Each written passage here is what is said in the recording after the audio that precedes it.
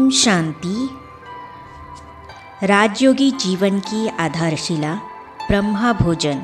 इस पुस्तक में आज हम पढ़ेंगे परमात्मा को स्वीकार करवाने से भोजन प्रसाद बन जाता है।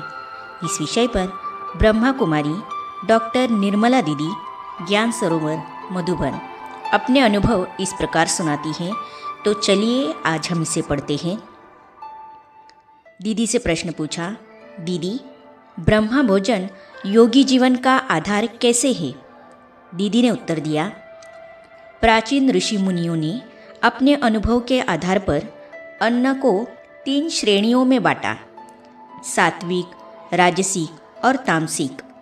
सात्विक खुराक में फल, सब्जी, अनाज आदि आते हैं। राजसिक खुराक में गैस पैदा करने वाले खाद्य। तामसिक खुराक में प्याज, लहसुन, मांस, मछली, अंडे, फर्मेंटेड खुराक, अचार, तेल, लाल मिर्च आदि आते हैं। एक कहानी है। 2 अच्छे मित्र थे। एक साहूकार था, एक साधारण था। एक दिन उस साहूकार ने अपने साधारण मित्र को बताया कि मेरे मन में किसी का खून करने का विचार बार बार आ रहा है। ऐसा सुनकर उस साधारण ने साहूकार के घर की सवेरे जांच की। उसको मालूम पड़ा कि उसका जो खाना पकाने वाला है वह खाना पकाते पकाते खून करने का विचार कर रहा है कि अमुक को मार डालूंगा। इसलिए साहूकार को ऐसा विचार आया। इसीलिए हम कहते हैं हम सात्विक अन्न खाएं, परंतु जो पकाने वाला है वह भी ईश्वर की याद में पकाता है तो अन्न प्रसाद बन जाता है। यहाँ माउंट आबू में हमारा खाना बहुत सिंपल होता है।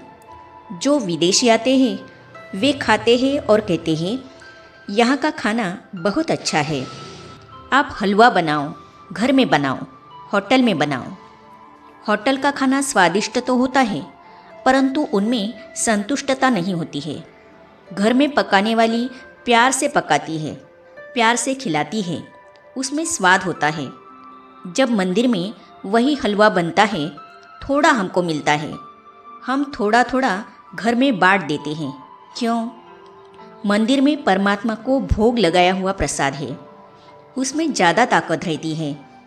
तो हम भी सात्विक भोजन बनाएं, परंतु प्यार से परमात्मा की याद में बनाएं। परमात्मा को स्वीकार कराए फिर खाए तो वह प्रसाद बन जाता है और इससे मन शुद्ध होता है। शुरू शुरू में कई सिंधी लोग समझते थे ब्रह्मा कुमारियों का खाना खाएंगे तो ब्रह्मा कुमारियों के बन जाएंगे। वास्तव में ऐसे कोई बनते नहीं हैं, लेकिन जब उनको प्रेम से खिलाते हैं तो उनका दिल पिघल जाता है। इसीलिए अन्न के ऊपर हमें बहुत ध्यान रखना है। यह भी कहा जाता है जैसा पानी वैसी वाणी। इसके लिए भी एक कहानी है। एक साधु को जंगल में प्यास लगी। उसने रास्ते में एक कुआं देखा। कुएं पर बाल्टी और रस्सी पड़ी थी। उसने पानी निकालकर पिया, परंतु मन में संकल्प आया कि आगे जाऊंगा पर रस्सी और बाल्टी न मिली तो क्या करूंगा। तो वह बाल्टी और रस्सी साथ लेकर चलने लगा। थोड़ा आगे चला तो मन में आया कि यह तो चोरी हो गई। मैंने अपना सब कुछ छोड़ दिया, फिर बाल्टी और रस्सी में मोह क्यों? बाद में पूछताछ करने पर पता चला कि वह कुआं किसी चोर ने बनवाया था। ऐसा पानी पीने से उसको चोरी का ख्याल आ गया।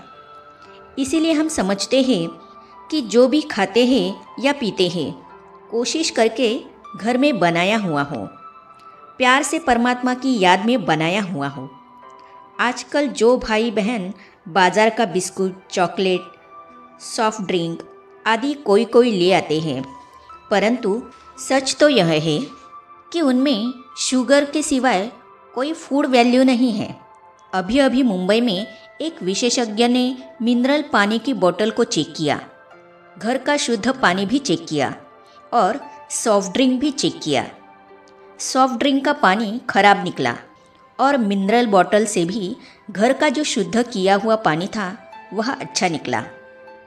हमने एक समाचार सुना कि स्टेशन पर चाय वाले ने ट्रेन के टॉयलेट का पानी लेकर चाय बनाई। समाचार में कहा गया है कि आप स्टेशन पर मिलने वाली चाय पीने में अपनी संभाल करना, क्योंकि उनको स्वास्थ्य का ख्याल नहीं रहता है। जो भी बाहर चाय बनाते हैं स्वास्थ्य का ख्याल नहीं करते हैं। विदेश में फिर भी करते हैं, क्योंकि वहाँ होटलों की बहुत जांच होती है। अपने घर में कॉफ़ी बनाकर पियो, उतना खर्च नहीं होता है।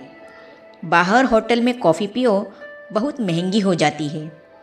घर का बनाया हुआ भोजन सात्विक भी होता है, स्वास्थ्यवर्धक भी होता है और इकोनॉमिकल भी होता है। भारत में आप होटल में खाओ, जो भोजन पकाने वाले हैं उनको देखो क्या करते हैं। वे पसीना कपड़ों में ऐसे ऐसे पोंछ के फिर खाना बनाने लग जाते हैं। पसीना पोंछ के हाथ भी नहीं धोते हैं। कपड़ा भी जो प्रयोग करते हैं ऐसा मैला जो आप हाथ भी नहीं लगा सकते हो। स्वास्थ्य का ख्याल नहीं करते हैं। कई बार बासी भोजन को रिफाइन करके स्वादिष्ट बनाकर दे देते हैं।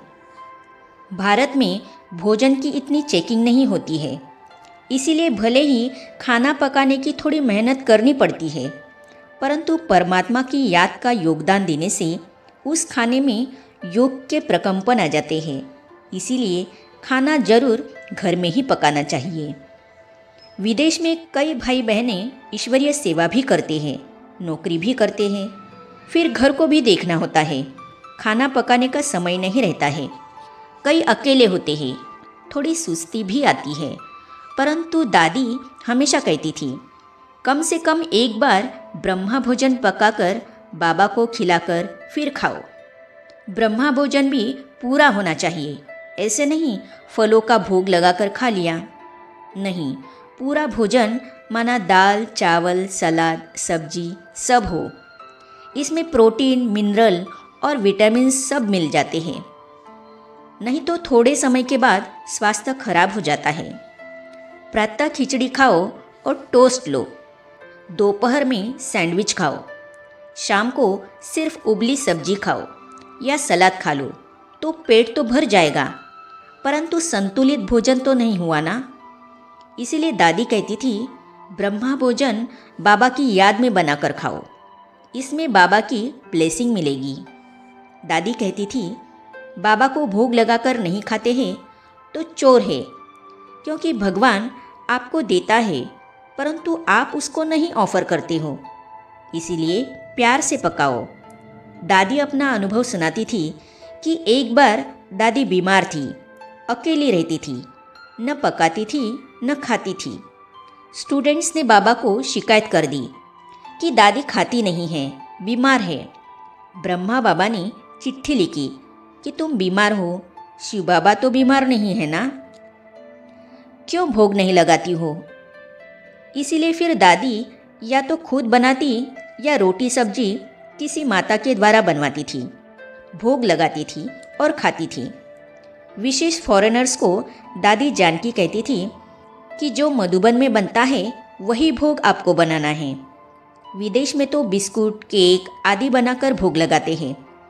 दादी कहती थी, मधुबन में जैसे बनाते हैं वैसे बनाओ। वहाँ जो भोग बनाते हैं उसमें समय भी लगाते हैं और योग में भी बनाते हैं, उसमें योग का ज़्यादा प्रभाव होता है।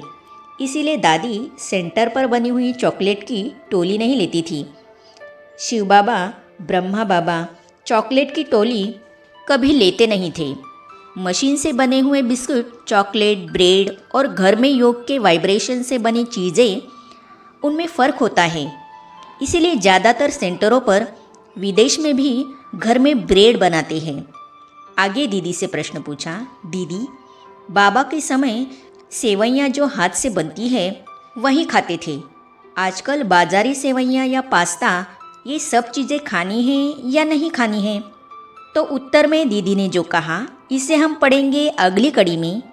तो ये जानने और पढ़ने के लिए इस चैनल को सब्सक्राइब करने के साथ ही साइड में जो बेल आइकॉन है उसे भी क्लिक कीजिए, ताकि आने वाली सभी वीडियो और अब तक की सारी वीडियो आप तक पहुंचती रहेगी। ओम शांति।